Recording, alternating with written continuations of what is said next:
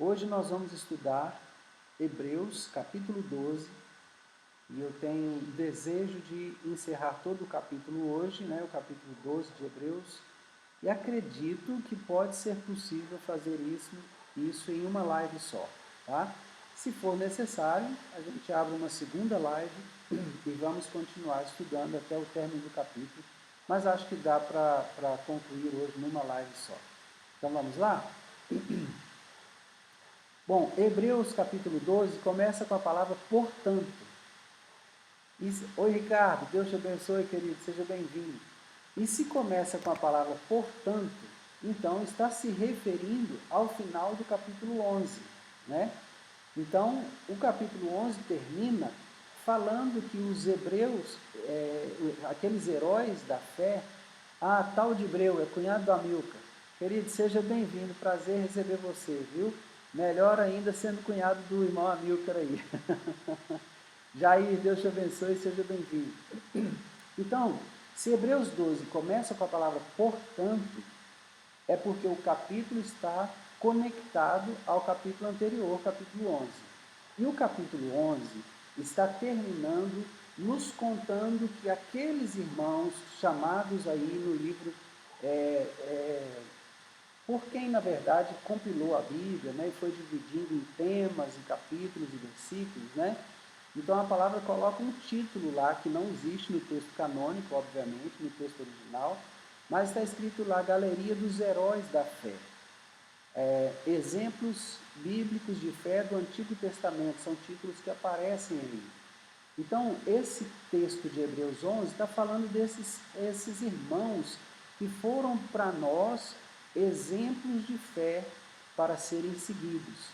Então, versículos 39 e 40 vão nos dizer que eles, apesar do excelente testemunho de fé que eles tiveram, não obtiveram a concretização das promessas. Por quê?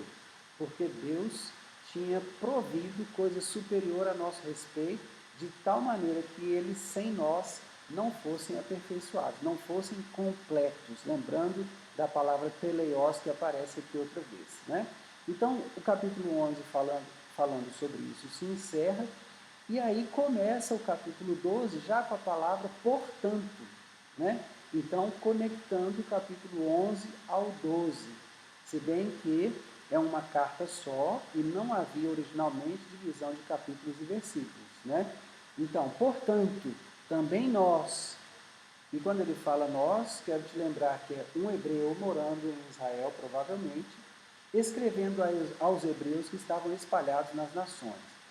Talvez você até já está repetindo comigo quando eu falo isso aí, Um hebreu morando em Israel, ok, repetindo, falando de novo, mas isso é para te dar segurança e para que esse ensino fique bem consolidado, tá?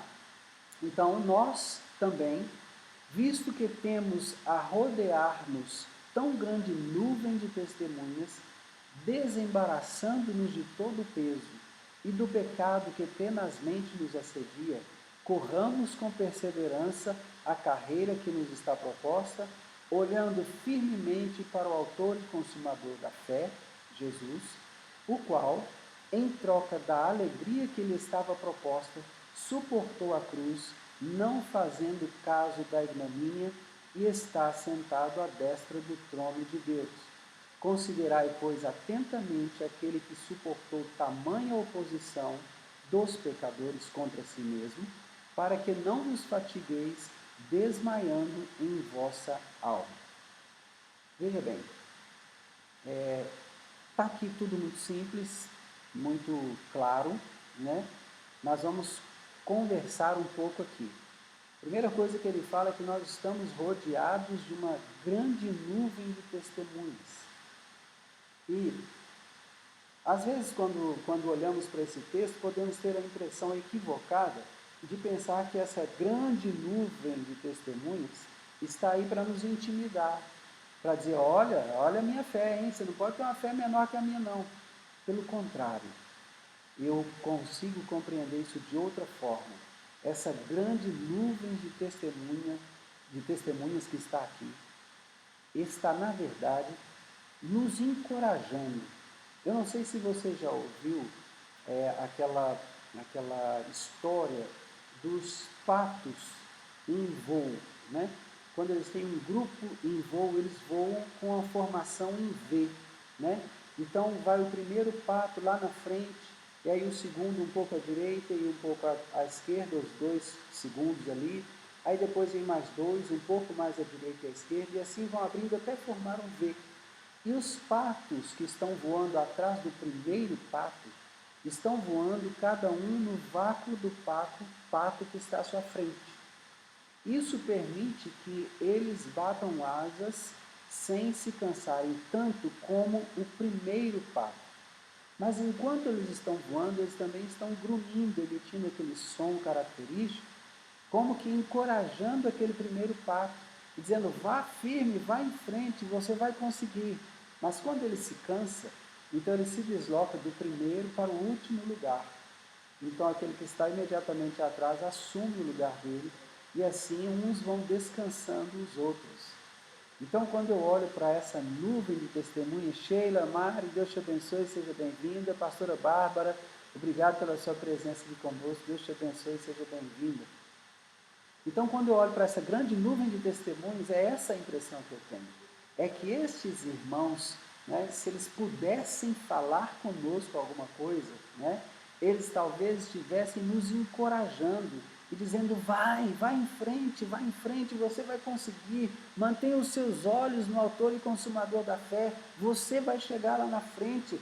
Lembra que ele, em troca da alegria que ele tinha de ver o resultado à frente, ele suportou a cruz, ele suportou até a vergonha, mas ele está assentado à destra de Deus. Então, fique atento ao que aconteceu com ele. Ele suportou essa oposição toda dos pecadores contra ele mesmo. Não fatigueis, desmaiando em vossas almas. André, Deus te abençoe, querido. Uma alegria receber você. Que você seja também edificado aqui conosco, em nome de Jesus. Lúcio, Deus te abençoe, em nome de Jesus. Sua casa seja cheia da graça de Deus também.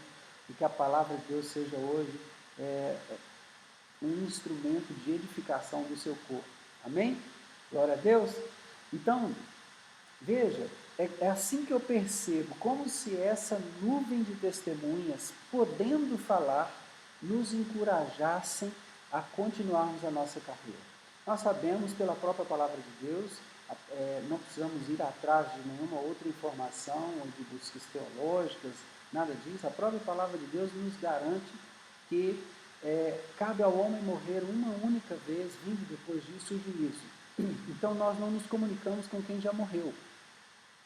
Eu entendo que essa linguagem que o escritor da carta aos Hebreus coloca aqui é uma linguagem alegórica, né? É como ele dizendo assim, eles já não estão mais nesse plano, estão no plano eterno, em algum lugar que nós não podemos determinar, né? Mas eles formam uma grande nuvem de testemunhas, porque são muitas pessoas e estão em um plano eterno. Elvis, Deus te abençoe, boa noite, seja bem-vindo, que você, onde estiver, esteja recebendo do Senhor, seja no seu carro, trabalhando, na sua casa, com a sua esposa, receba em nome do Senhor aquilo que Ele tem para você, viu? Então eu percebo dessa forma. Não é que o escritor aos Hebreus estivesse dizendo, olha, eles estão de lá tentando falar conosco, nos encorajar. Não, ele não escreveria isso com esse sentido se antes de chegar ao capítulo 12, ele já disse que ao homem está determinado morrer uma só vez, vindo depois disso o juízo. Então, como a palavra não pode ser incoerente com ela mesma, né? Então, o que ele escreve aqui é alegórico, né? E não é um ensino doutrinário onde as pessoas devem acreditar que os vivos falam com os mortos. Tá? Isso não faz nenhum sentido, né? Biblicamente isso não tem respaldo nenhum, ok? Glória a Deus. Amém, pastora? Glória a Deus. Bom, então vamos ao versículo 3, eu quero fazer uma pausa aqui ainda, porque o escritor está falando assim, considerai, pois, atentamente, aquele que suportou tamanha oposição dos pecadores contra si mesmo. Ele está falando de Jesus. Para que não vos fatigueis desmaiando em vossa alma. Irmãos, isso aqui está dizendo o seguinte, a nossa caminhada, sempre vai exigir de nós uma dose especial de fé. Sempre. E qualquer que seja a circunstância, nós seremos exigidos na nossa fé. Nossa caminhada vai exigir de nós um nível de fé cada vez mais elevado.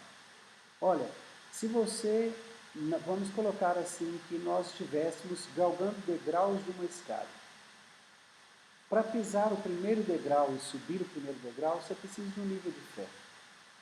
Quando você está no quinto degrau, você precisa de um nível mais elevado de fé, considerando que cada degrau tem a distância entre eles de 25 centímetros, né? 5 vezes 25 já são 75 centímetros. Considerando que você tem 1,70 de altura, são quase 2,5 metros a distância que você vê o chão. Então você precisa ter níveis mais elevados de fé à medida que você cresce espiritualmente. E também você vai ser, vamos dizer assim, exigido por você mesmo, pelas circunstâncias, em níveis mais elevados de fé. Espero que você esteja conseguindo compartilhar o que eu estou desejando, né?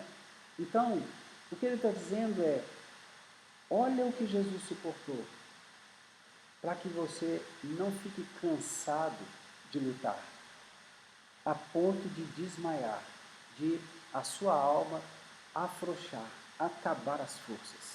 O desmaio, querido, ocorre quando falta oxigenação no cérebro. Então o cérebro, sentindo falta de oxigênio, dá uma ordem para o seu corpo te derrubar. É literalmente isso. Coloca esse sujeito na horizontal, porque está faltando sangue, não está chegando sangue para mim aqui, eu estou com falta de oxigênio. Então você cai, desmaiado, e aí então o seu corpo vai recuperar aquela oxigenação e você volta a si, né? Então, ele está falando aqui, para a sua alma não desmaiar, você precisa considerar o que foi que Jesus suportou. Quando você achar que está sofrendo muito, olhe o que foi que Jesus suportou. Em açoites, cravos nas suas mãos e nos seus pés, espinhos na sua cabeça, né? As chicotadas, as chibatadas a ponto de rasgarem a sua pele. E isso ainda sem falar nas agressões morais, nas agressões que ele ouviu por meio de palavras. Jesus suportou tudo isso, mas não voltou atrás, porque ele tinha em mente o fato, a alegria que estava proposta a ele, né? Aquilo que ele veria, porque o que o salmista diz, ele verá o fruto do seu trabalho e ficará satisfeito, né? Então, o meu servo justo justificará a muitos. Então, nós precisamos olhar para esse padrão de fé, para esse nível de fé que está sendo exigido de nós em determinado momento, e quando olharmos para esse nível de fé, termos essa consciência de que Jesus sofreu todas essas coisas e suportou tudo até o fim. Então, não desmaie, não desista. Se as coisas estão difíceis é porque Deus te deu uma fé compatível com esse momento. Faça uso dessa fé. Faça uso dessa fé. Suba mais um degrau. Cresça em fé. Cresça espiritualmente. Sinta-se encorajado por essa grande nuvem de testemunhas que nos rodeia, né? Essa nuvem tão grande. Onde está lá Noé? Onde está lá Abel? Abraão? Não é? Todos esses que foram citados em Hebreus capítulo 11 estão aí para nos encorajar. O testemunho deles deve nos encorajar. Amém? E aí no versículo 4 ele vai falar assim: ora, na vossa luta contra o pecado, ainda não tendes resistido até ao sangue, e estáis esquecidos da exortação que, como a filhos, discorre convosco. Filho meu, não menosprezes a correção que vem do Senhor, nem desmaies quando por ele és reprovado, porque o Senhor corrige a quem ama e açoita a todo filho a quem recebe. Gente, aqui começa uma coisa maravilhosa, porque aqui o Senhor Cássia começa hoje a tratar uma questão chamada identidade em nós. Como foi um pedido de oração seu essa semana, né? Durante essas semanas, você pediu algo assim, né? Que você queria entender a sua identidade em Deus. Aqui eu quero, em nome de Jesus, te ajudar a compreender isso. E você vai compreender. Então ele está dizendo, na nossa luta contra o pecado, ainda não chegamos a resistir até o sangue. Não é? E estáis esquecidos da exortação que como a filhos discorre convosco. Então, exortar é estimular, encorajar. Né? E enquanto encoraja, ele está dizendo, filho meu, não menosprezes a correção que vem do Senhor, nem desmaies quando por ele és reprovado, porque o Senhor corrige a quem ama e açoita a todo filho a quem recebe. Gente, nós vivemos num mundo hoje, e vou citar aqui o mundo evangélico, onde você está sendo encorajado a não julgar ninguém, não julgar os atos das pessoas. Na verdade, as pessoas nós não podemos julgar mesmo, né? Mas os atos delas nós podemos julgar e devemos julgar esses atos sim, tá? Toma cuidado com essa distorção aí, porque essa distorção está criando um outro Deus que não é o Deus da Bíblia. Esta distorção está criando um Deus que é complacente com o pecado. Tome muito cuidado com isso, muito cuidado mesmo. Você pode sim julgar as ações das pessoas, você deve julgar as ações das pessoas, porque é a partir do momento que você julga as ações de uma pessoa, que você discerne se deve ou não caminhar com essa pessoa, se deve ou não ouvir o que essa pessoa diz. Né? Quando Jesus nos ensinou a identificar profetas, ele falou assim, pelos frutos os conhecereis. Pelos frutos os conhecereis. Então, como é que eu vou saber se uma pessoa dá bom fruto ou fruto ruim? É pelas ações que ela pratica. E julgando entre ações boas e ações ruins, eu vou discernir se essa pessoa vem de Deus ou não para a minha vida. Se eu devo ou não ter um relacionamento mais profundo com essa pessoa. Né? Principalmente se essa pessoa se vê numa condição, vamos colocar assim, espiritualmente mais elevada que a minha. Então, essa pessoa deixa de ser referência para mim, ela deixa de ser autoridade na minha vida, se o fruto que ela produz é ruim. Está entendendo isso? Então, é para a disciplina que perseverais. Deus nos trata como filhos. Pois que filho há que o pai não corrige? Uau! Que filho há que o pai não corrige? Agora vamos ao versículo 8, porque o 8 aqui e os versículos seguintes aqui são tremendos na questão da identidade. E aqui, Cássia, eu quero pedir uma atenção especial da sua parte. Ei, Romilda, Deus te abençoe e seja bem-vindo. Versículo 8 diz assim, Romilda, estamos em Hebreus 12, versículo 8 agora. Mas se estáis sem correção, de que todos se têm tornado participantes, logo sois bastardos e não filhos. Eu quero que você marque a palavra correção. Marque a palavra correção, tá? Porque a palavra correção te identifica como filho, ok? Se estáis sem correção, de que todos se têm tornado participantes, logo sois bastardos e não filhos. Então, o contrário seria, se Deus tem corrigido você, assim como aos demais, então você é filho. Caso contrário, você seria um bastardo. Versículo 9. Além disso, tínhamos os nossos pais, segundo a carne, que nos corrigiam e os respeitávamos. Não havemos de estar em muito maior submissão ao Pai espiritual e então viveremos? Pois eles nos corrigiam por pouco tempo, segundo melhor lhes parecia. Deus, porém, nos disciplina. Marque essa palavra agora, disciplina. E você vai entender. Disciplina é diferente de correção, tá? E nós vamos colocar essas duas palavras aqui em discussão já já. Deus, porém, nos disciplina. Marque a palavra disciplina. Ele nos disciplina para aproveitamento, a fim de, aqui é o propósito da disciplina, Aqui é o propósito da disciplina. A fim de sermos participantes da sua santidade. Uau! Ei! Se eu sou disciplinado, eu passo a ser participante da santidade de Deus. Então vamos conversar um pouco sobre correção e disciplina. Elaine, se um bastardo se arrepende, ele pode voltar à condição de filho? Bastardo nunca é filho. Filho é filho, bastardo não. Tá? Vamos colocar isso aqui no contexto bíblico apenas na filiação com Deus. Porque o que é um bastardo? O bastardo é um filho que nasceu fora do ambiente do casamento. Ou seja, o bastardo nasceu fora do ambiente da aliança. Ele está fora da aliança.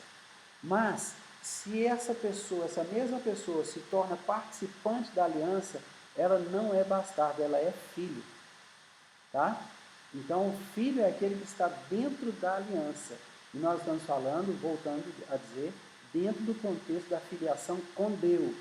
Porque filho fora do casamento é consanguíneo ao seu pai, então ele nunca vai deixar de ser filho. Tá?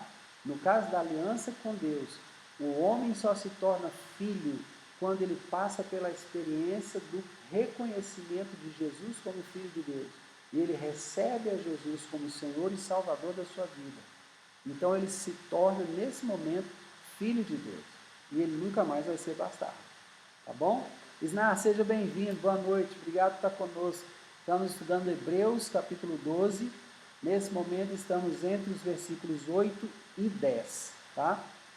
Bom, gente, vamos lá. Qual o efeito da palavra correção? A palavra correção me identifica como filho de Deus. Por quê? Se eu sou filho de Deus e eu errar o alvo, ele vai corrigir a minha caminhada. Corrigir, correção, colocar em ordem. Tá? Agora, o que ele está falando no versículo 10, Deus, porém, nos disciplina, que é diferente de correção, para aproveitamento, a fim de sermos participantes da sua santidade. Agora preste atenção, porque disciplina é um ato contínuo. É um ato contínuo, ininterrupto. Disciplinar é manter um padrão de comportamento. Vou te dar um exemplo. Se você está achando, por alguma razão, que você não está bem na sua saúde física, que os seus músculos estão atrofiando, né? E, então você deve procurar um orientador físico para, de alguma forma, fazer exames e ver como é que está o seu índice de massa corpórea. E aí, com essas medidas que ele vai saber se você precisa ganhar músculo apenas, ou se além de ganhar músculos, você precisa perder gorduras. Então ele começa uma série de exercícios que você vai repetir. E a repetição é que vai te dar disciplina. Então você vai repetindo aqueles exercícios até o seu corpo se disciplinar aos exercícios. Então no começo, na academia, né, você começa com muita dificuldade. No primeiro dia de academia você vai, cansa rapidamente. Já no segundo dia que você precisa ir, seu corpo está dolorido, né? E aí as pessoas falam, não, mas meu músculo está doendo, esse negócio está fazendo mal para mim. Não, não está fazendo mal não, é que os seus músculos estavam adormecidos.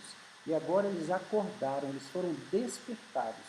Por isso você começa a sentir dor. E cada vez que uma região diferente do seu corpo é mexida, então você sente dores naquela região, porque aquela musculatura daquela região está sendo despertada, né? Então, depois que você teve essa musculatura despertada, então agora o seu personal vai acompanhar o ritmo dos seus exercícios. E ele vai mudando as séries de exercícios de acordo com a musculatura que precisa ser despertada ou fortalecida, de acordo com a necessidade que você tenha de perder gorduras ou de formar massa muscular. Isso é a disciplina. No campo espiritual, nós temos algumas disciplinas. Eu quero citar algumas delas: oração, jejum, adoração, leitura da palavra e meditação. Pelo menos 5 disciplinas aqui nós temos que pensar sobre elas: oração, jejum, adoração, leitura e meditação. 5 disciplinas. Se estás sem disciplina, olha, Deus, porém, nos disciplina para aproveitamento. Então, quando Deus aconselha que você faça jejum pela palavra, que você ore, que você adore, que você leia e medite na palavra, isso aqui são disciplinas espirituais para o seu aproveitamento, a fim de sermos participantes da sua santidade, da santidade de Deus. Me conta aqui, você tem a capacidade de me dizer que, estando em dia com as suas disciplinas espirituais, oração, jejum, adoração, leitura e meditação da palavra, você estará andando em pecado? Você consegue caminhar pecando todos os dias, uma vida pecaminosa, longe da santidade de Deus, mantendo essas 5 disciplinas espirituais em dia? Acho que não. Acho que não. Se você caminhar na prática dessas disciplinas espirituais, oração, jejum, adoração, leitura e meditação na palavra, você vai se aproximar cada dia mais de Deus e se tornará cada dia mais participante da santidade de Deus. Então, se você está sem correção, você não é filho. Então, se Deus te corrige, é porque você é filho. Mas, se você vem sendo disciplinado por Deus, entenda que a disciplina é para aproveitamento, para fazer que você se torne participante da santidade de Deus. Amém? Maria, seja bem-vinda, alegria receber você aqui. Deus te abençoe e abençoe a sua casa, em nome de Jesus, viu, querido? Não é, gente? Então, impossível você não andar em disciplina ou não andar em santidade vivendo a prática dessas disciplinas. Oração, jejum, adoração, leitura e meditação da palavra. Porque essas coisas vão nos aproximar de Deus, né? E olhando para Ele, somos transformados na mesma imagem como pelo Espírito. É isso que as Escrituras dizem, né? Então, guarde essas 2 palavras, deixa-as marcadas aí no texto, né? E, se possível, faça aquela anotaçãozinha do lado, né? A lápis para você, ou a caneta, como você prefira, né? A correção te identifica como filho. E a disciplina te aproxima da santidade do Pai, né?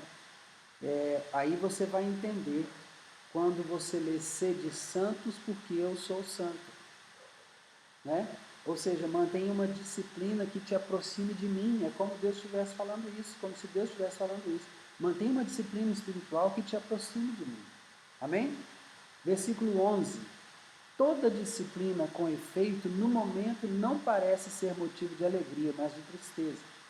Ao depois, entretanto, produz fruto pacífico aos que têm sido por ela exercitados, fruto de justiça.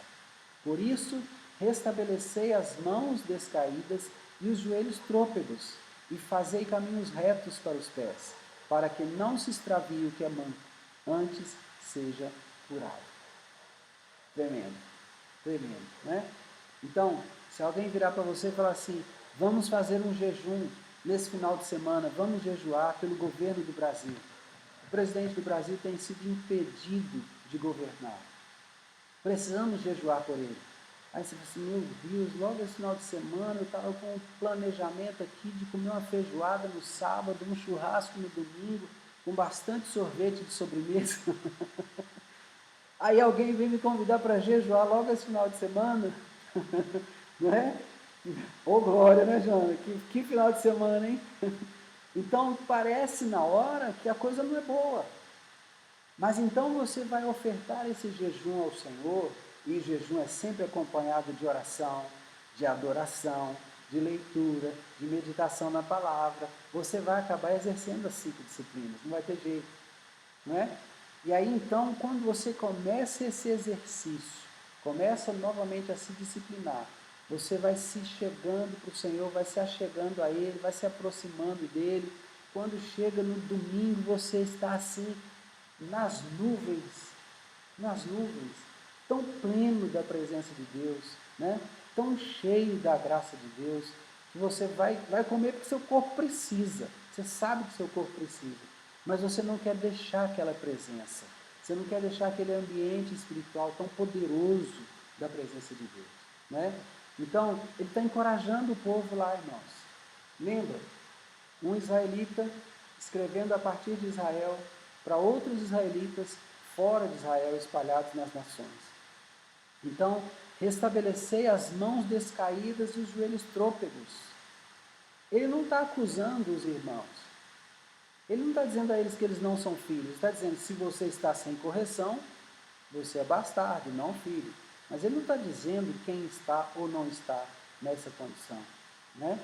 Então, ele está encorajando esses irmãos. Vejam Hebreus como uma carta pastoral, de muito encorajamento à igreja que estava dispersa nas nações. Estabeleçam as mãos descaídas e os joelhos trôpegos. Fazei caminhos retos, ortodoxia. O caminho antigo, o caminho original, aquele que Deus estabeleceu para nós.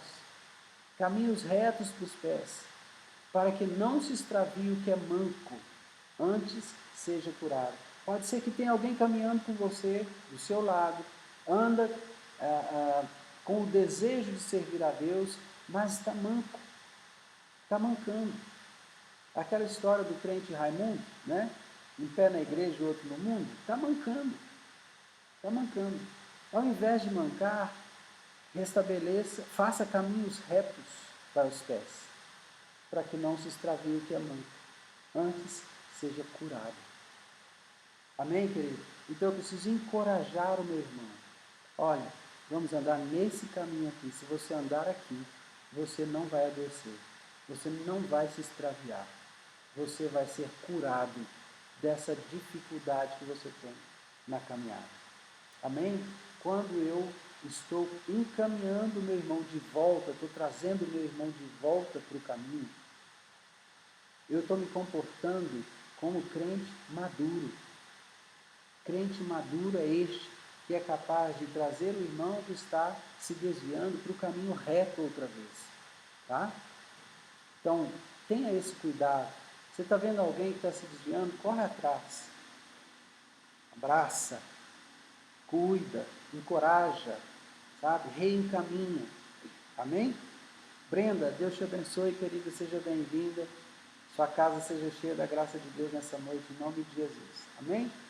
Versículo 14, então, estamos, Brenda, em Hebreus 12, versículo 14 agora. Hebreus 12, 14.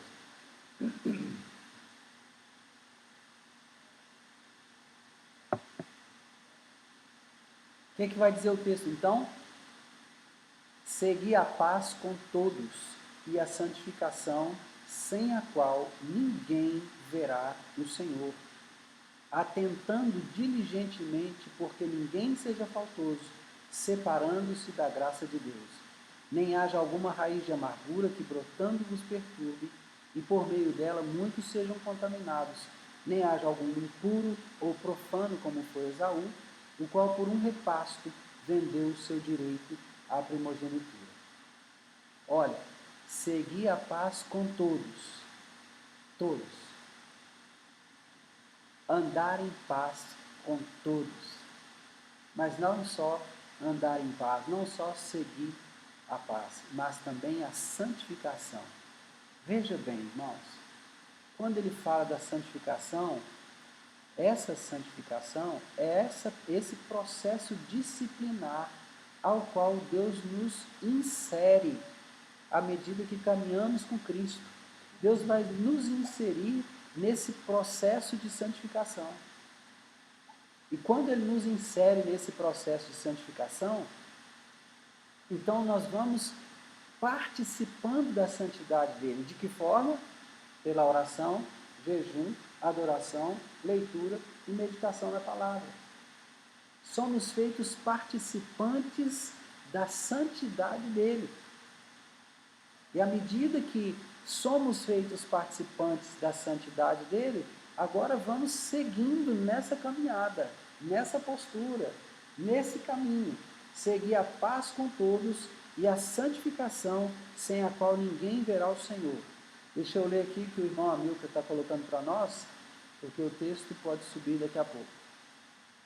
De onde parte a sensibilidade do jejum? Individual ou grupo? Já que individualmente tem o controle e em grupo alguém pode não cumprir. Na palavra diz que caso não cumpra, é melhor que nem se faça. Muito bem. Veja bem, cada compromisso feito com Deus é individual. O compromisso do jejum é individual. Alguém pode fazer uma convocação para um jejum, mas essa convocação, uma vez feita, ela deve ser respondida pela igreja que está em unidade com aquele que convocou. Então, por exemplo, desculpa, Milton, é mesmo, foi a Adriana que me perguntou, desculpa, vocês são um, eu acabo respondendo para os dois, perdão.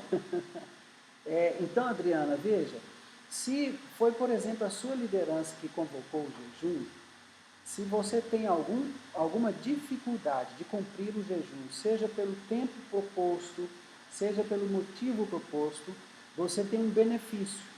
Você tem o seu marido, o Amilcar, e você vai chegar para ele e dizer assim, olha, eu estou em dificuldade de cumprir esse jejum proposto, não por submissão à liderança, não por isso ou por aquilo, mas a minha dificuldade é esta.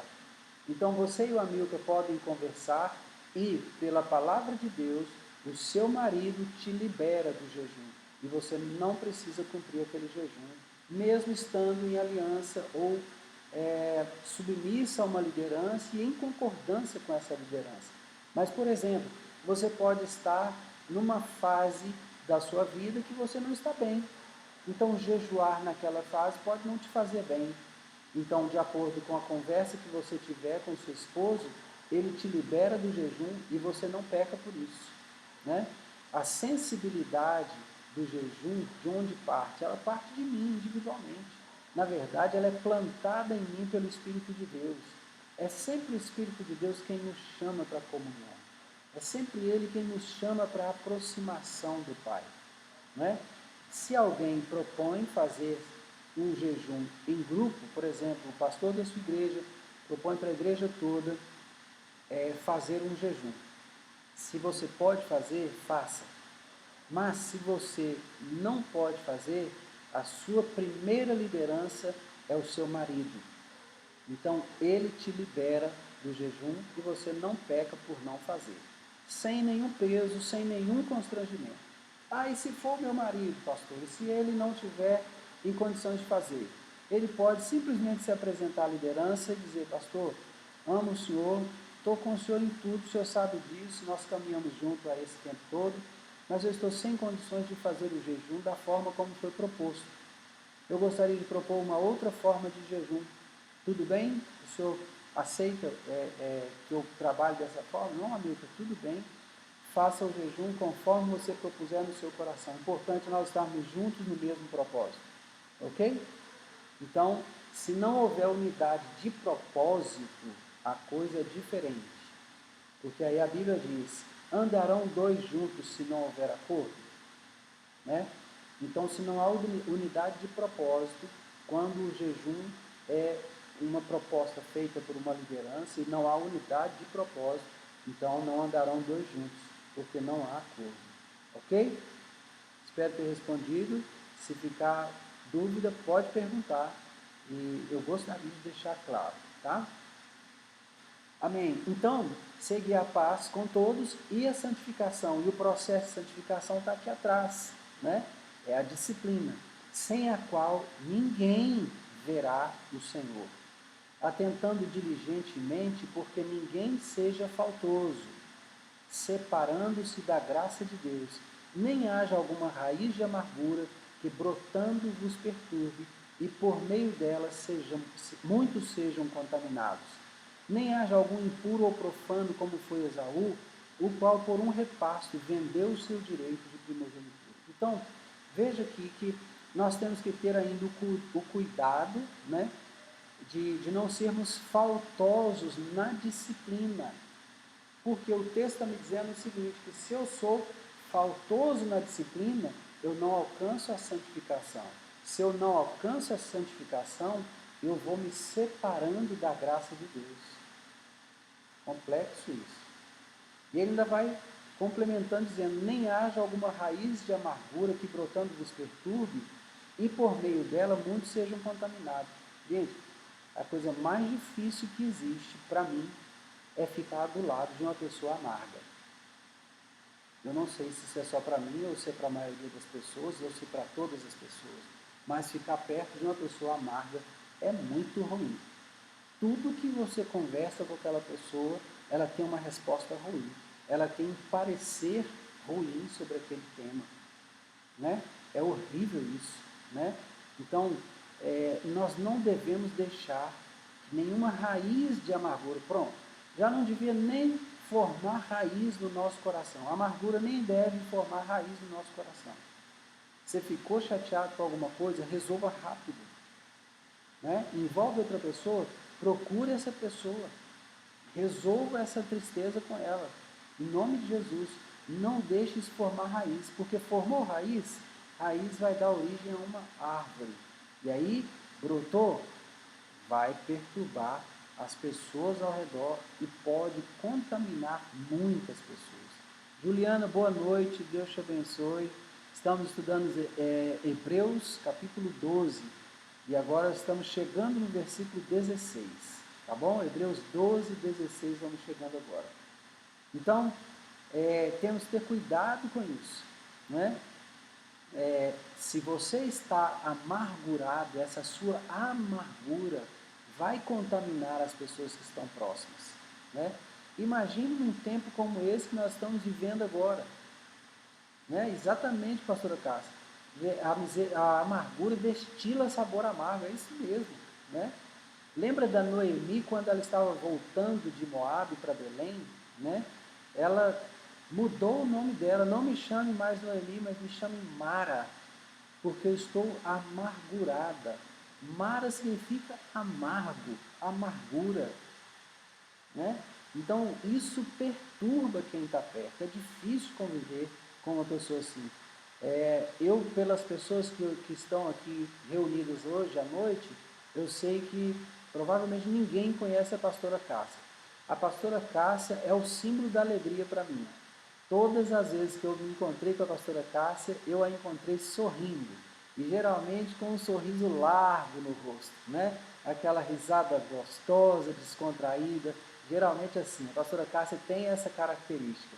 Então, imagina, você viver perto de uma pessoa dessa, é uma maravilha. O tempo todo está sorrindo, ri de qualquer coisa, se alegra com qualquer coisa, né? Eu tenho certeza que ela também sabe chorar com os que choram, e ela, inclusive, é defensora dos injustiçados. Né? Deus a levantou para ser assim, defensora dos injustiçados. Ela não é advogada, não, ela é pastora. Né? Então, é uma bênção, né? Ter uma pessoa assim perto da gente. Agora, pensa o contrário. José Fausto, Deus te abençoe em nome de Jesus. Esse Móveis JC, eu não sei quem é, mas Deus te abençoe também em nome de Jesus. Uma pessoa amargurada é uma pessoa difícil de conviver, gente. Complicadíssimo conviver com uma pessoa amargurada. Né? Então, não podemos permitir que isso estrague o ambiente que a gente está, contamine outras pessoas. Né? Não é possível a gente permitir uma coisa dessa. Versículo 16. Nem haja algum impuro ou profano. Impuro é uma coisa, profano é outra.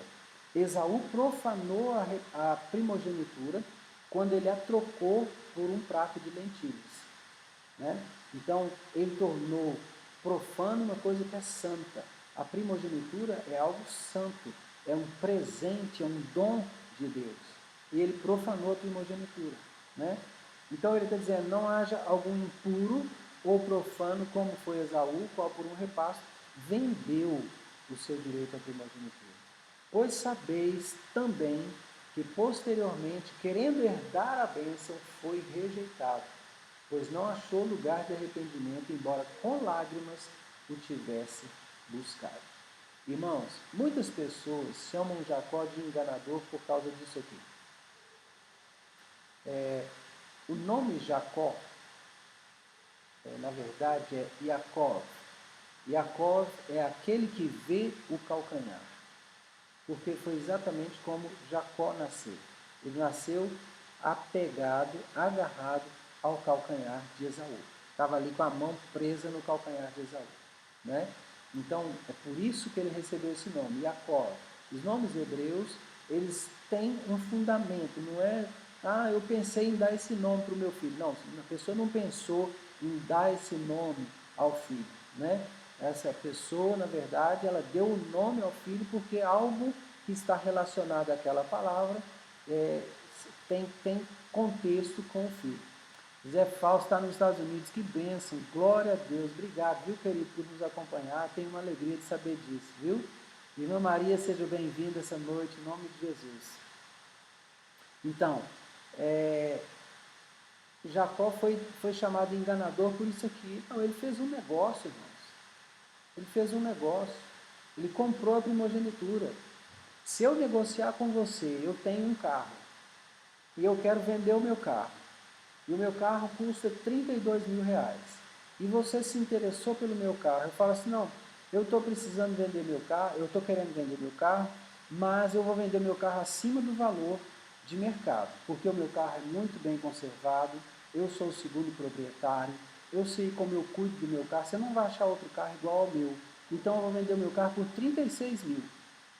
Mas você pode examinar meu carro. Se você achar algum defeito, você não precisa comprar.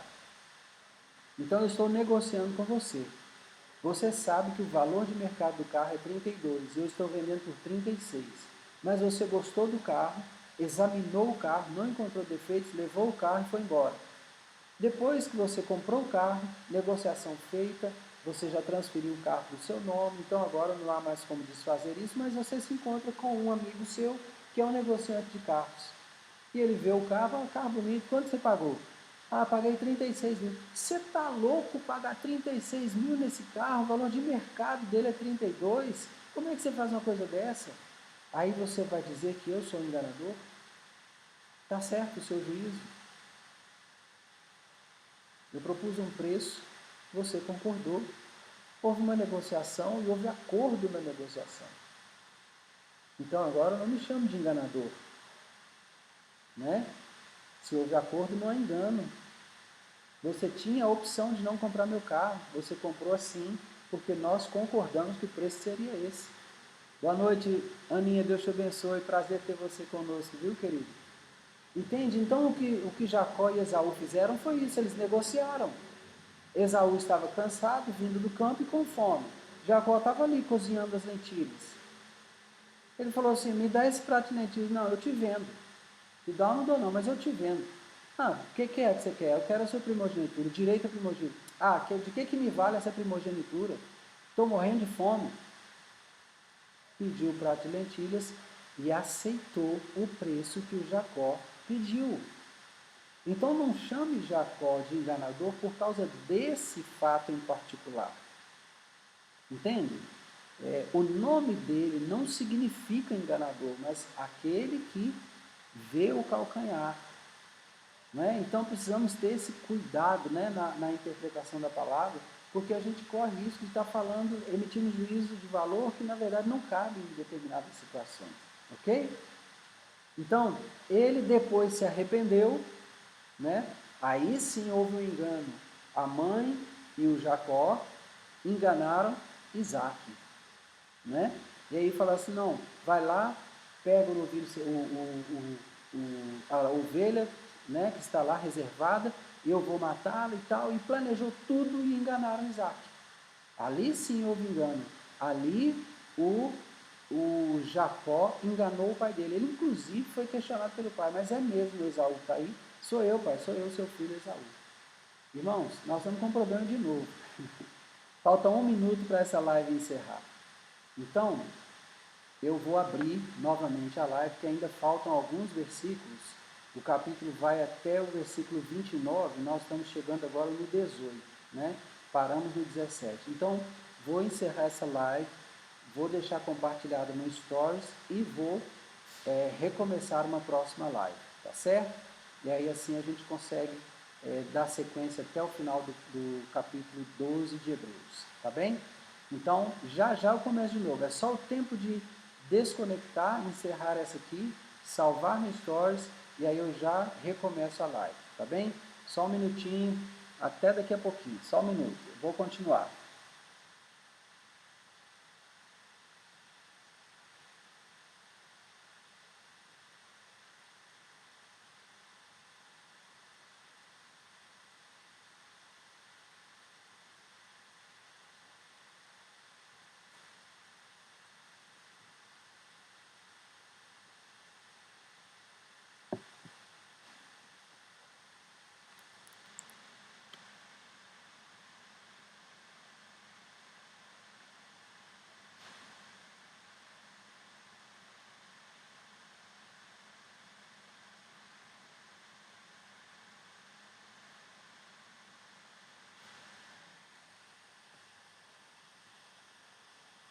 Aleluia. Vamos voltando para a gente recomeçar, né? A partir do versículo 17 e 18. Vamos dar um tempo para o pessoal ir voltando.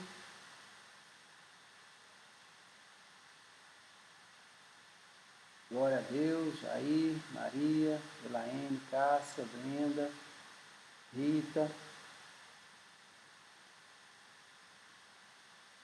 Glória a Deus.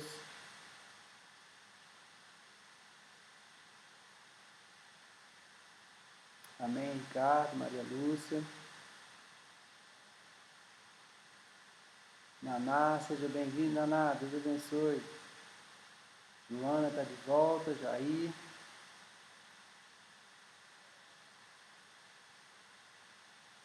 Glória a Deus. Maria Lúcia, seja bem-vindo, Deus te abençoe. Sentindo falta do Amilcar e da Adriana ainda. Amém.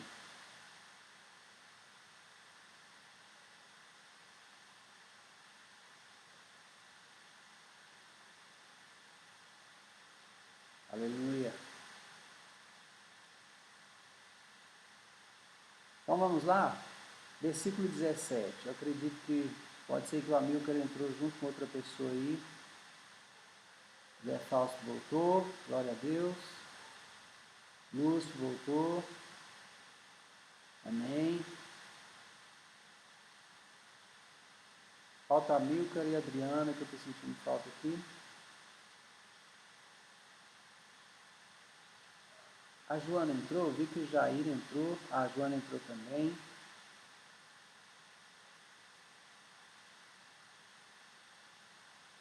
Amém, amém. Você está em qual estado, José?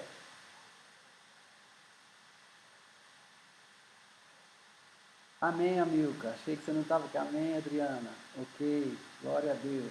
Benção. Estava aguardando uma confirmação de vocês aí. Não ia deixar o mais pontual de todos ficar para trás. Amém. Ah, está no Tennessee. Amém. Glória a Deus. Aninha está de volta. Joana, joia. Glória a Deus. Ok. Vamos seguir em frente então? Aleluia. Ah, que bênção. Ricardo, querido, a célula, né? Ah, tá, o discipulado, ok. Vai na graça de Deus, o Senhor te abençoe, viu, querido? Seja abençoado lá também, em nome de Jesus. Então vamos ao versículo 17, encerrando aqui essa parte, né? Ele estava lá, até tentou depois encontrar esse lugar de arrependimento, né? Ele vai gritar com o pai dele, pai, mas não sobrou nenhuma bênção, né? E o pai dele, não, meu filho, eu dei todas as bênçãos ao seu irmão que chegou antes de você. Então ele vai chorar amargamente e dali ele vai desejar matar o próprio irmão, né? Por conta disso, né? Mas foi ele quem vendeu, irmãos. Ele vendeu. Ah, mas foi muito barato um prato de lentilha. Mas ele concordou, foi o preço que Jacó estabeleceu e ele aceitou, né? Então ele vendeu a primogenitura. Ele profanou a primogenitura, né? Tornou imunda uma coisa que é santa. Ok? Versículo 18.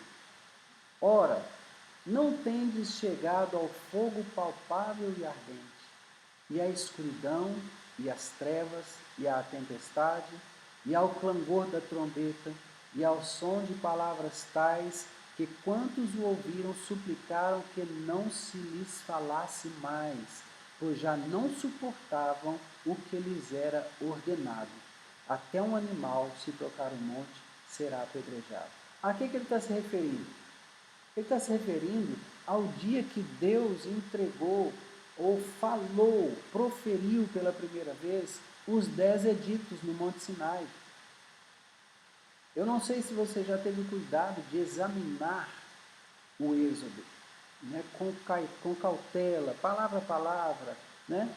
Mas você vai ver, e os amados, Deus te abençoe de volta, em nome de Jesus.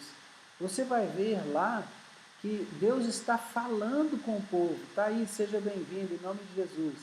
E Deus está falando os 10 editos com o povo ali. Não matarás, não adulterarás, né? Honra teu pai e tua mãe e tal. E Deus está falando com eles. E ali o que havia naquele cenário? O cenário era monte fumegante, fogo mesmo, a montanha se tornou em chamas, né? Fogo palpável e ardente. Havia uma nuvem espessa de trevas.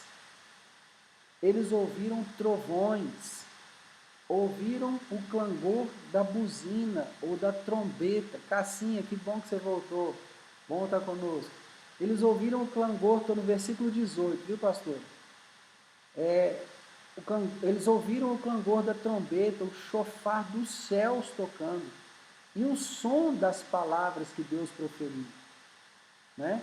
E Deus tinha dito, olha, ninguém se aproxime do monte, porque até o animal que tocar o monte será apedrejado.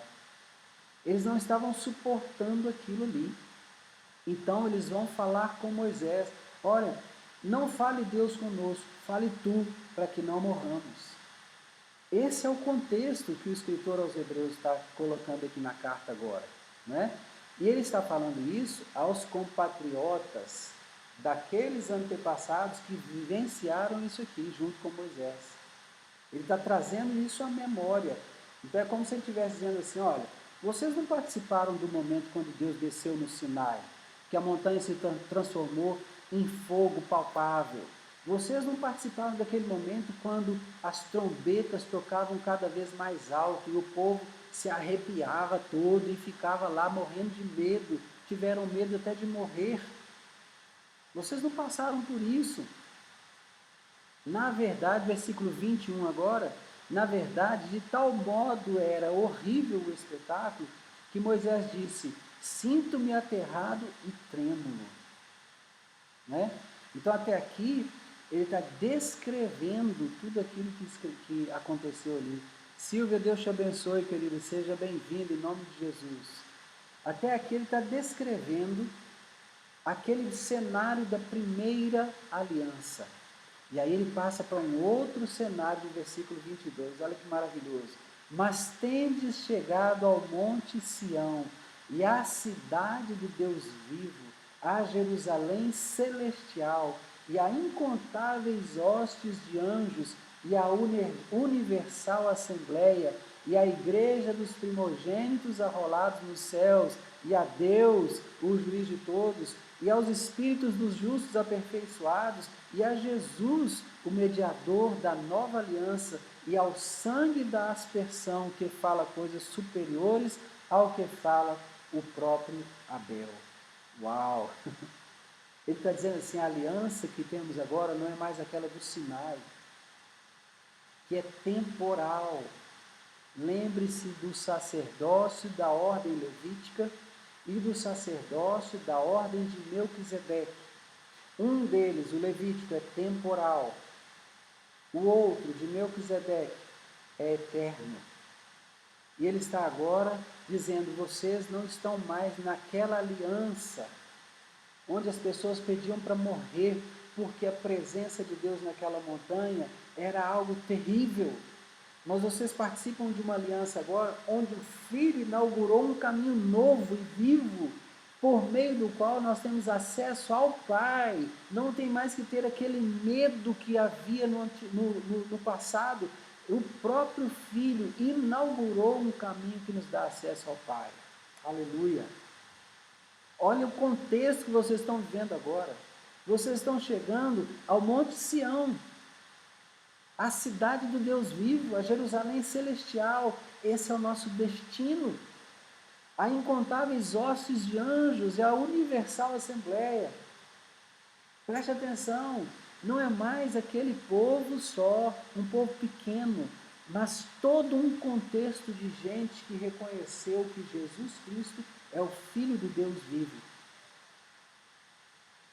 Um contexto de pessoas que reconheceu que existe um Deus vivo, e esse Deus vivo tem um Filho que foi enviado ao mundo para morrer, para retirar do mundo o pecado. Meu Deus. Esse é o contexto da nova aliança. Esse é o contexto em que vocês estão. Vocês estão agora junto de Jesus, o mediador da nova aliança. Vocês estão agora no contexto do sangue da aspersão, que fala coisas superiores ao que fala o próprio Abel. Então, tudo que eu falei aqui atrás agora, sobre aquelas pessoas, exemplo de fé que nós podemos seguir, Abel, Noé, Abraão, os profetas, tudo que eu falei ali fica menor, fica pequeno, fica para trás, quando nós olhamos para o sangue do Cordeiro que tira o pecado do mundo. E aí então ele lança uma advertência, versículo 25, tende cuidado, não recuseis ao que fala. Olha, lá no Sinai eles recusaram o que falava. Lá no Sinai quem falava era o próprio Deus. E agora ele está dizendo, tende cuidado, não recuseis ao que fala, pois se não escaparam aqueles que recusaram ouvir quem divinamente os advertia sobre a terra, muito menos nós, os que nos desviamos daquele que dos céus nos adverte, aquele cuja voz abalou então a terra. Agora, porém, ele promete dizendo, ainda uma vez por todas, farei abalar não só a terra, mas também o céu. Gente, olha aqui, as pessoas, Temísia, Deus te abençoe, querida, seja bem-vinda. As pessoas têm o hábito distorcido de acreditar que existe uma diferença entre o tempo da lei e o tempo da graça, como se a graça fosse suavizar a lei, como se a graça tivesse amenizado o efeito da lei. Gente, a graça não amenizou o efeito da lei. A graça nos mostrou a substância da lei. Nós falamos disso aqui. Se a lei estava dizendo, não matarás, a graça está dizendo assim, aquele que odeia já matou. Se a lei está dizendo, não adulterarás, a graça está dizendo que aquele que tem uma intenção no seu coração já adulterou. Se a lei está abordando os atos, a graça está abordando as intenções. Então presta atenção, porque essa forma distorcida de abordar a graça nada tem a ver com a verdade. A graça é a capacidade que Deus te dá para viver da maneira que agrade a Ele. Isso é a graça. Graça não é libertinagem. Graça não é liberdade para pecar, para fazer o que quiser e depois ir para a eternidade, para o lado, viver ao lado do Senhor. Isso não. Isso não vai acontecer.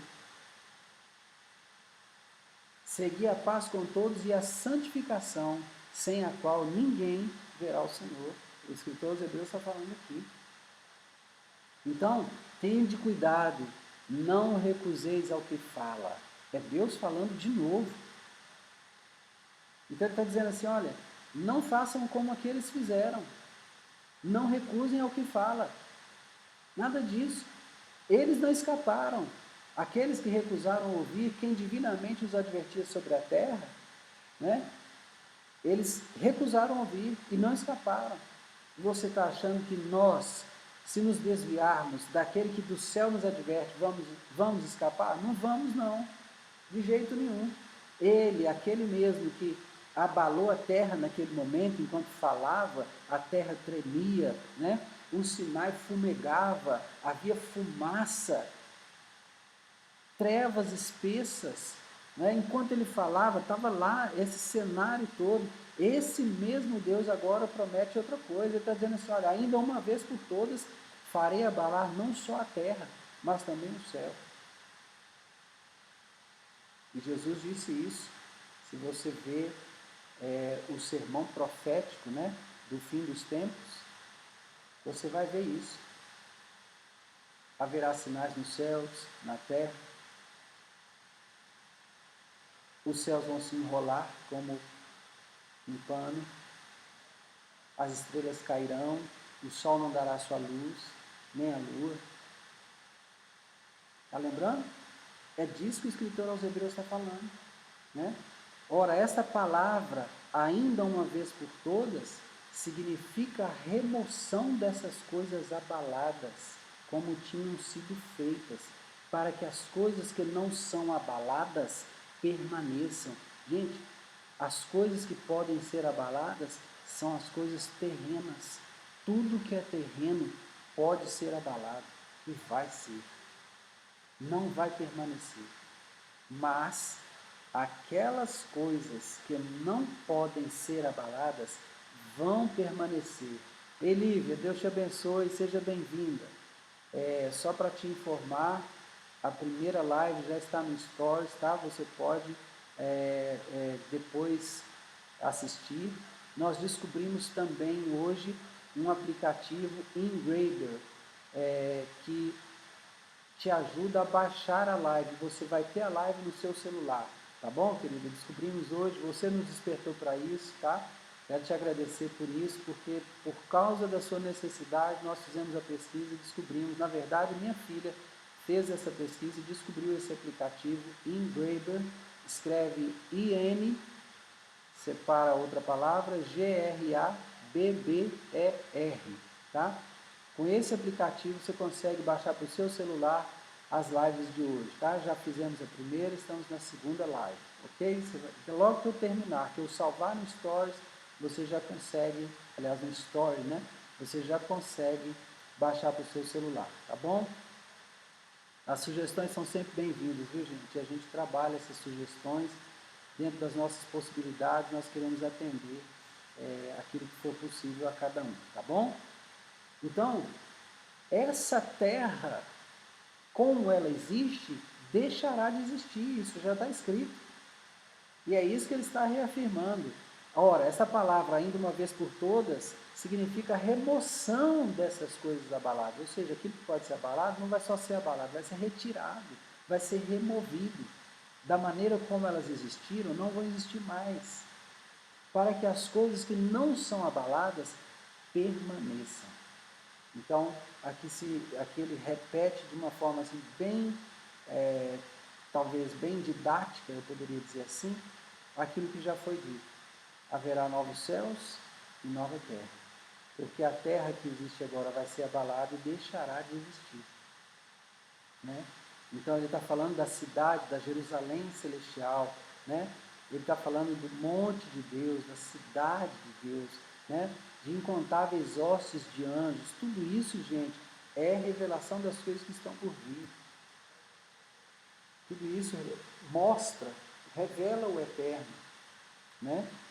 Aqui está desaparecendo aquilo que é temporal. Amém?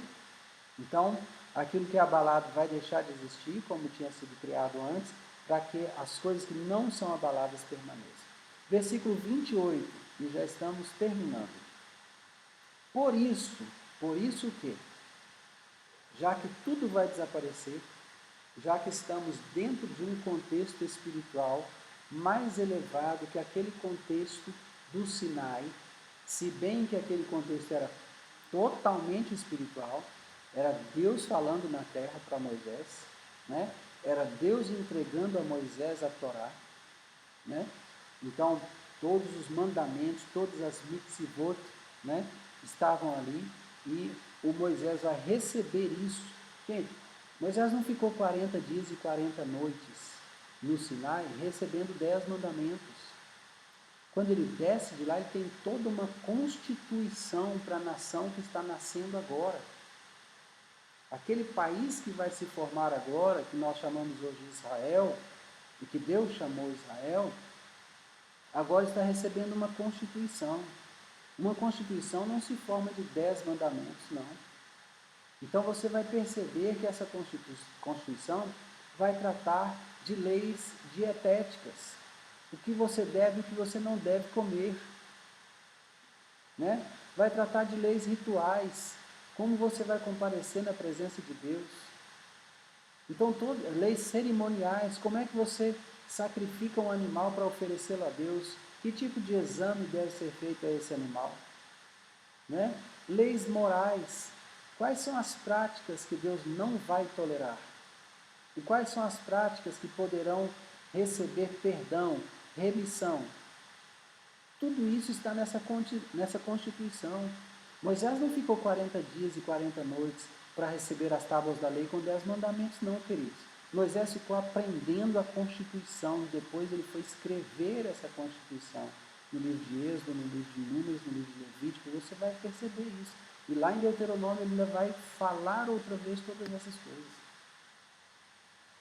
Então, entenda, não foi sem propósito que o nosso irmão Moisés ficou 40 dias e 40 noites no Sinai. Não foi sem propósito. Né?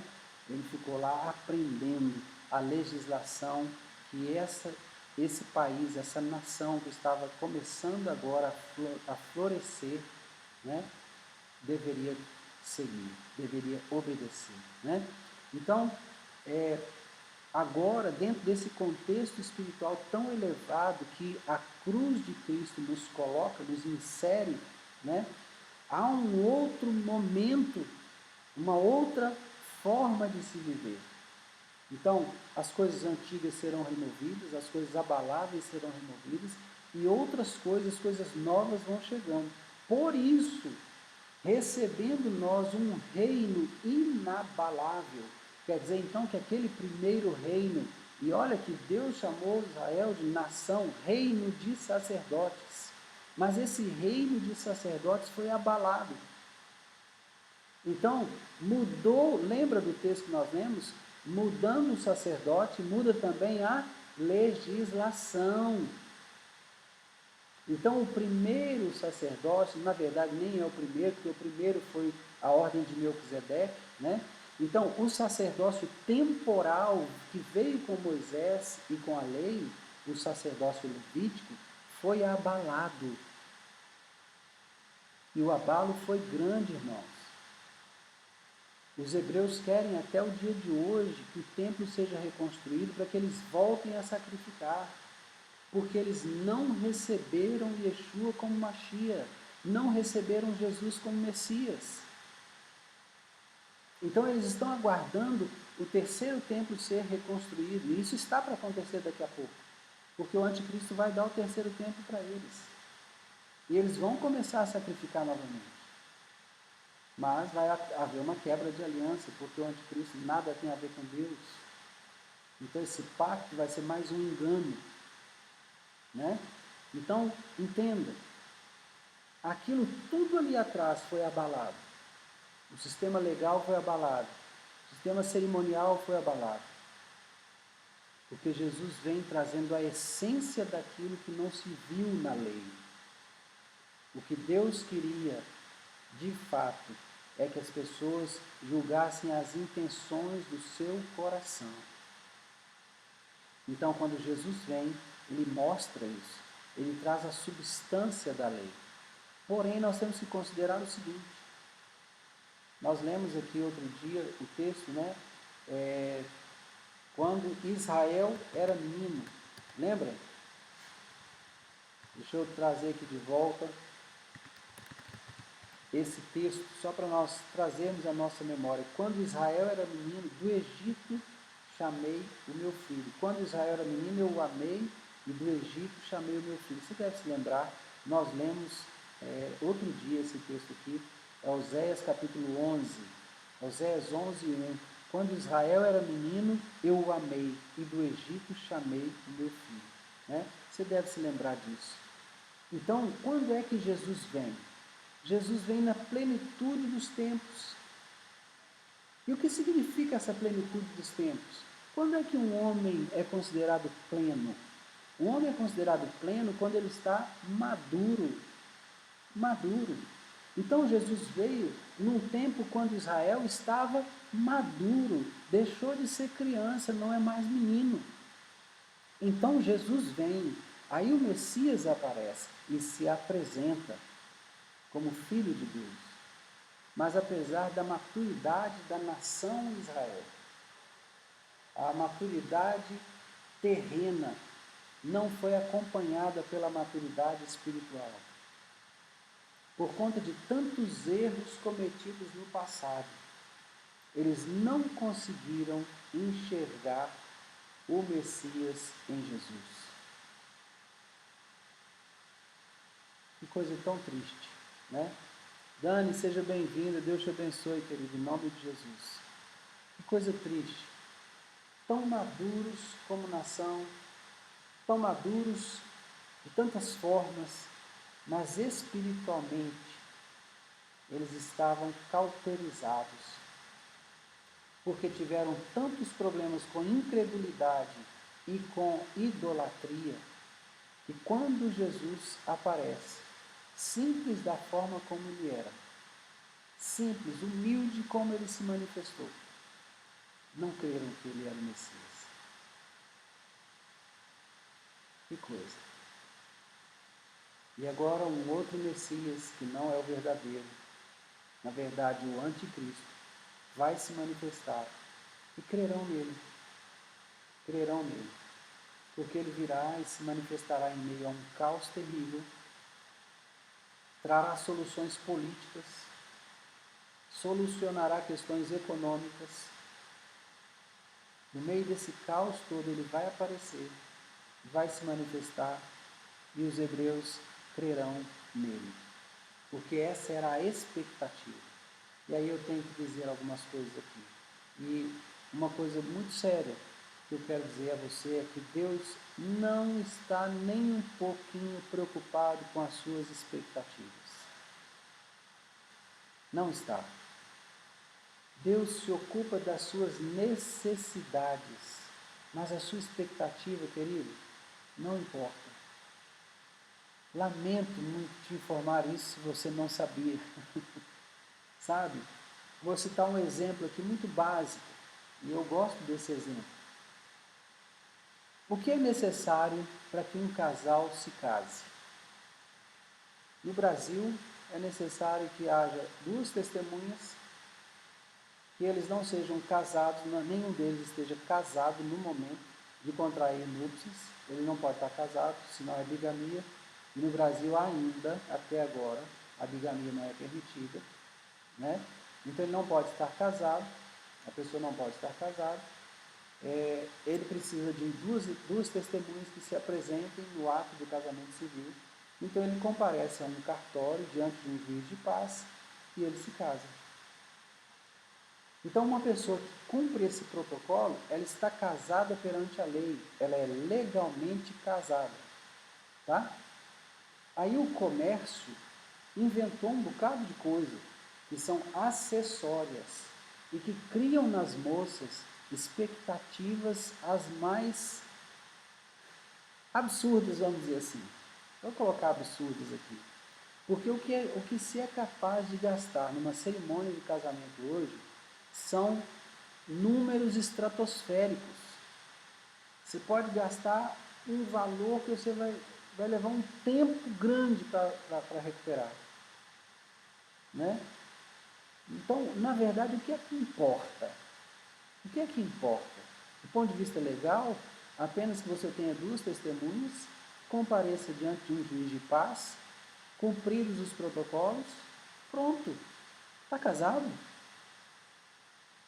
Se você é alguém que serve a Deus, então você pode chamar o seu pastor e falar: pastor, nós estamos casados civilmente, queremos receber a bênção de Deus no nosso casamento e vamos fazer assim uma cerimônia caseira, familiar. Gostaríamos muito que o senhor fosse lá e ministrasse a bênção sobre nós. O senhor poderia ir? Claro, vamos lá. E o pastor vai e você faz isso na sala da sua casa, você faz isso no sítio da sua família, na piscina do seu prédio, sabe? faz ali aquela cerimônia simples. O que você vai pedir? Que a bênção de Deus acompanhe o seu matrimônio. Aí me conta, por que tem que ter tanta ornamentação em um prédio, aonde a noiva vai passar, tem que ter crianças lançando pétalas de flores, tem que alugar uma limusine para carregar a noiva, tem que ter um vestido todo especial, que na verdade de especial não tem nada, porque costuma ser o momento quando a moça, que deveria estar se guardando para o seu noivo, mostra o corpo para os convidados que estão ali. Faz sentido um negócio desse? Isso é expectativa. Prédio ornamentado, limusine para transportar a noiva, um vestido caro, buquê de flores, depois uma festa com tudo que se pode, alguns casos até com aquilo que não é recomendado. O que tem de crente bebendo bebida alcoólica nessas celebrações é absurdo. E está acontecendo aos montes. Entende isso? Tudo isso é expectativa. E algumas moças têm o sonho da princesa e do príncipe encantado. Isso é expectativa. E eu tenho que te dizer, Deus não se preocupa com a minha e com a sua expectativa. Ele se ocupa de suprir as nossas necessidades. Mateus capítulo 6, versículo 33. Mas buscai primeiro o reino de Deus e a sua justiça, e todas estas coisas vos serão acrescentadas. E que coisas são essas? Comer, beber e vestir. Isso é necessidade básica. Isso é o que Deus está comprometido em nos suprir. Amém, querido? Então eu preciso cuidar de mim mesmo, né? De me preocupar com as coisas certas. Quando eu recebo um reino inabalável, esse reino inabalável não pode ser mais mexido. Não há o que abalar nesse reino. A primeira etapa, aquele antigo reino de sacerdotes, foi abalado, porque se confundiram na chegada do Messias, não conseguiram ver o Messias em Jesus, não conseguiram recebê-lo como Messias, não conseguiram acreditar que ele era o ungido de Deus. Erickson, boa noite, querido, seja bem-vindo. Deus te abençoe. Está entendendo o que eu estou dizendo? Não conseguiram. Estavam com a mente cauterizada pela quantidade de repreensões que sofreram por conta da idolatria e da incredulidade. Então, quando Jesus chega, não o reconheceram. Hoje, nós estamos vivendo o outro lado da moeda. As pessoas estão crendo que a graça é a liberação para pecar. E que depois, quando Jesus vier em glória, como relâmpago, né, que sai do Oriente e se move no Ocidente, elas acreditam que serão arrebatadas, elas acreditam que serão convidadas com o vinde benditos do meu Pai, tomai posse do reino que vos está preparado antes da fundação do mundo. As pessoas estão acreditando nisso, irmãos, que elas vão viver do jeito que estão vivendo aí, de qualquer forma, e depois vão receber esse convite de Jesus. Mas pela palavra de Deus que acabamos de estudar, não é assim que vai acontecer. Por isso, recebendo nós um reino inabalável, retenhamos a graça, pela qual graça sirvamos a Deus de modo agradável. Entendeu? Pela qual graça sirvamos a Deus de modo agradável. Por isso, recebendo nós um reino inabalável, significando o reino de Cristo, o reino dos céus, não mais o reino de sacerdotes terreno, não mais o sacerdócio levítico, mas o sacerdócio segundo a ordem de Melquisedeque,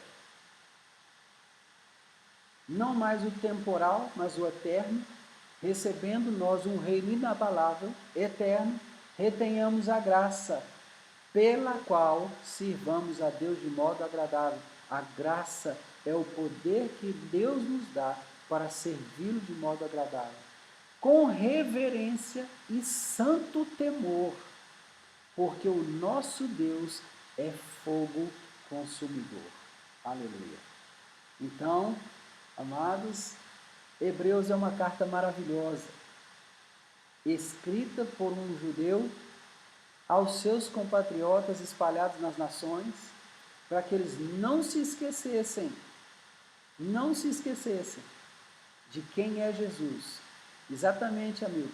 Não viram a simplicidade de Jesus o Messias. A visão era pomposa, é isso mesmo. Eles esperavam um rei libertador, alguém que governasse a nação, alguém que assumisse o governo de Israel e os libertasse da opressão das nações, da opressão de Roma naquela situação. Não é? E aí Jesus vem e está anunciado a respeito dele. Aí vem o seu rei, montado em um jumentinho. E é exatamente como Jesus entra em Jerusalém, montado num jumentinho, filho de jumenta. Exatamente como estava escrito a respeito dele. Então, amados, eu preciso, como o escritor aos Hebreus fez, eu quero fazer a você nessa noite. Chamar você para um compromisso responsável com Deus. Né? Chamar você para um compromisso responsável com Deus.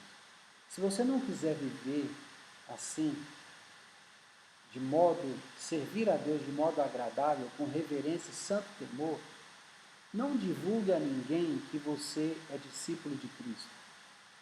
Porque qualquer discípulo de Cristo vai buscar com todas as forças servir a Deus de modo agradável, com reverência e santo temor. É isso que a Bíblia requer de mim e de você. É isso que Deus requer de mim e de você. E o escritor ainda conclui a frase: porque o nosso Deus é fogo consumidor. O nosso Deus é fogo consumidor. Então, que o Senhor enche o seu coração de alegria nessa noite. De saber que Deus é esse fogo consumidor. Sabe, irmãos, eu tenho muita alegria de compartilhar a palavra de Deus. E eu não faço contas de quantas pessoas estão sentadas assistindo a uma ministração. Aqui na minha casa, eu prego para 3 pessoas, minha esposa e meus 2 filhos. Agora minha mãe, né? Minha esposa, meus 2 filhos e minha mãe. Quando nós reunimos a congregação, o nosso culto ocorre online. É uma reunião fechada online. As pessoas vão se conectando. O Lúcio, que está aqui entre nós, é lá de Niterói. Ele se conecta com a família dele, Lúcio, Lene, Júlia e Gabriel, lá em Niterói. Eles se conectam e participam da reunião aqui. Nesse período agora, quando nós estamos nesse distanciamento, nesse isolamento social, né? Nós temos ainda a Deise e a Margarida, que estão num bairro próximo aqui, elas se conectam de lá, pela internet, participam da reunião aqui. A minha irmã está morando em Viçosa, também faz parte da nossa congregação. Se conecta de lá pela internet e participa da reunião aqui. Quando esse isolamento social aconteceu, não nos pegou de surpresa e nem mudou a nossa rotina, porque eu não faço questão de pregar para a multidão. Mas uma coisa eu faço questão: pregar a verdade, do jeito que ela está escrita. Se você está comigo todos esses dias, desde que nós começamos Hebreus, sua percepção mais clara é essa. Nós estamos lendo a Bíblia juntos. E enquanto lemos, vamos comentando o que está escrito. E você não me vê fazer nenhum acréscimo que não seja um texto paralelo que se conecta ao texto que nós estamos lendo. Meu compromisso é com a verdade, porque eu quero ser discípulo de Cristo. Eu quero falar a verdade em todo o tempo. Então, querido, se você não quer viver, claro que eu estou falando aqui se você, claro que você quer, senão você não estava aqui reunido comigo agora, né? Mas alguém que não queira viver servindo a Deus de modo agradável, com reverência e santo temor, não deve dizer que é discípulo de Cristo. Não deve se chamar em momento algum filho de Deus, porque o filho de Deus tem que ter consciência de que Deus é santo. de que Deus é um fogo consumidor. O Filho de Deus tem que ter consciência da obra da cruz. Ele tem que ter consciência que ele também precisa carregar a sua cruz, morrendo todos os dias. Amém? Então, eu quero encerrar aqui com esse versículo 29, porque o nosso Deus é fogo consumidor. Nosso Deus é fogo consumidor. Amém, queridos? Quero deixar o tempo aberto agora, se você quiser fazer alguma pergunta. É isso mesmo, a palavra pela palavra. É isso mesmo. Se você quiser fazer alguma pergunta, ou se tiver necessidade de oração, né? Eu queria que você se lembrasse de orar pela Tarsila. Você deve se lembrar, a Tarsila pediu orações pelo seu Tarcísio.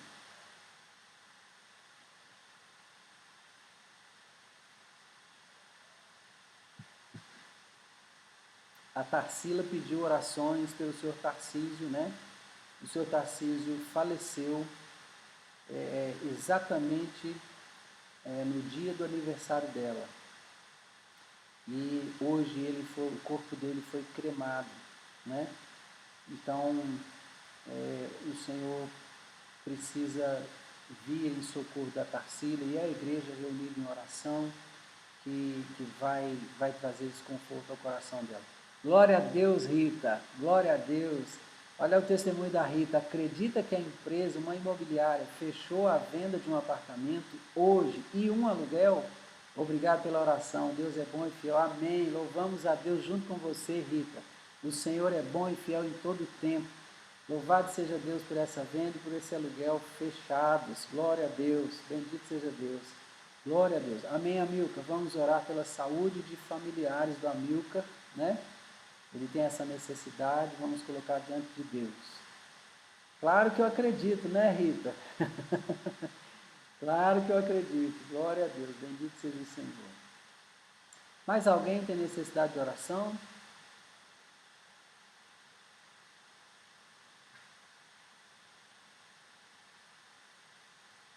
Eu quero compartilhar uma necessidade com os irmãos. Meu irmão mora em Fortaleza, é pastor lá, no Ministério Casa do Pai. O Ricardo estava aqui agora, aliás, o Rodrigo, né, estava aqui agora há pouco, se despedindo de nós, ele é lá da congregação. Amém, Jair, vamos orar por vocês sim. E meu irmão está aqui, né, por ocasião desse isolamento social, veio para um tempo aqui em Belo Horizonte para ficar conosco e tal, e ele já tentou sair para ir embora, mas não deu certo, né? Vamos orar por ele. Ele teve insônia e acabou não descansando, né? E se ele não descansou, ele achou prudente, lógico, né? Não sair para viajar. Ele quer sair na madrugada de hoje para amanhã. Eu gostaria muito que você me ajudasse em oração pelo meu irmão Gilson, tá bom? Então vamos orar pela família do Amilcar, né? A saúde de familiares do Amilcar. Vamos orar pelo Jair e pela Joana. Vamos orar pela Maria Lúcia, pela família da Maria Lúcia, né? Glória a Deus. Amém. Vamos orar pelos trabalhos de empresas, direcionamento e decisões. Muito bem. Vamos orar sim, Adriana. Em nome de Jesus. Deixa eu anotar, senão eu me perco na oração, né, gente? A cabeça é boa, mas nem tanto.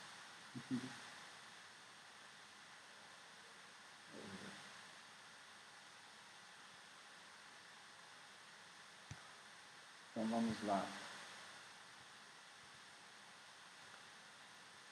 Então, saúde de familiares do Amilcar,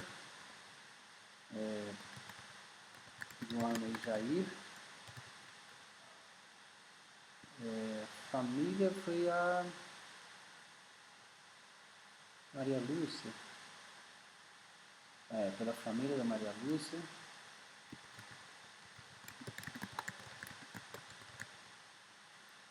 Reforçando o pedido para o Crisógenes, que infelizmente teve que ser entubado pela nossa sobrinha Lucélia Freitas. Amém. Crisógenes.